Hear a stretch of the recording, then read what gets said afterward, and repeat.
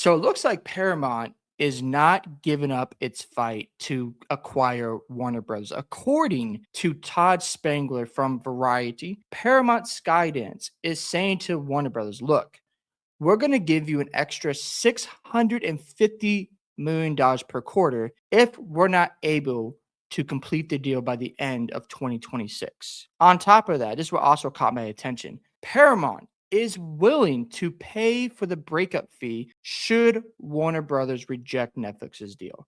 That, in my opinion, is a game changer.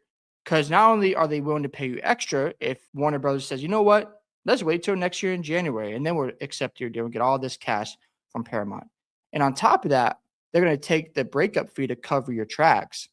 That's enticing to Warner Brothers. Now, it also goes on to say in the article that Paramount is going to extend the expiration date of its tender offer to March 2nd of 2026. In the same month of March, whether it's late March or early April, Warner Brothers is going to meet together and vote on the Netflix deal. So if they reject the deal, that opens the door for Paramount to come in and purchase Warner Brothers, which is crazy. Now, I still think at the end of the day that Netflix will win this bidding war, but this makes things very, very interesting because the shareholders have to make the final decision. They're going to say, you know what, this deal from Netflix, we like it more, or what about Paramount? They're definitely going to talk about it. It says here in the article that Warner Bros. Discovery is going to review the new Paramount terms, but said that for now, they haven't changed their mind on accepting the deal from Netflix. Netflix didn't respond to Paramount's offer, but very interesting stuff from Paramount. They sent a letter to Warner Bros. Discovery Board of Directors outlining the terms of its enhanced offer. So far, the Warner Bros. Discovery Board has rejected Ellison's M&A over 8 times. That is crazy. They've sent 8 offers and said no every time. We don't want nothing to do with you, Paramount. And David Ellison, chairman and CEO of Paramount, said in a statement, the additional benefits of our superior $30 per share all cash offer clearly underscore our strong and unwavering commitment to delivering the full value Warner Bros. Discovery shareholders deserve for their investment. We are making meaningful enhancements back in this offer of billions of dollars, providing shareholders with certainty and value, a clear regulatory path, and protection against market volatility. That is some interesting stuff from Paramount. I am very curious to see how Warner Brothers is going to handle this because on this other side of this, it looks like Paramount might have some momentum because they're saying, look, we'll take on the big fee. You don't want to pay for it from Netflix, we'll give you a way out.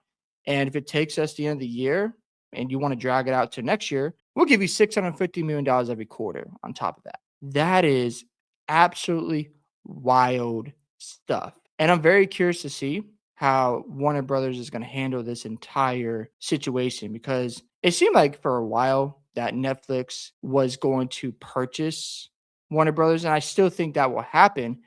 However, Paramount has a strong shot here. I can't believe I'm even saying that. I thought, you know what, they're going to back out or they're going to keep rejecting their offers. But seeing this report makes things interesting to say the least. And if they keep coming at Warner Brothers shareholders with a better offer, because remember, they're going to vote on this purportedly at the end of the month of March or early April. And let's just say Paramount makes another offer that sweetens the deal. And then you have Warner Brothers shareholders going, this offer is better than Netflix. And if Netflix doesn't counter, they're like, you know what, monopoly, even though I think both of them would create a monopoly in my personal opinion. But the shareholders are going to go, let's get involved with Paramount because this deal is better for our situation. And if they blow them out the water, then Netflix is cooked. That's just crazy to even think about. But the offer does look better from Paramount. I just wish they decided to do this sooner, but there's an offer on the table and they've made their counter and they've been rejected multiple times. Credit to the Ellisons for not giving up and continuing to pursue this acquisition of Warner Brothers. This is a big deal because if Netflix gets Warner Brothers, it's going to shorten the theater time. They're going to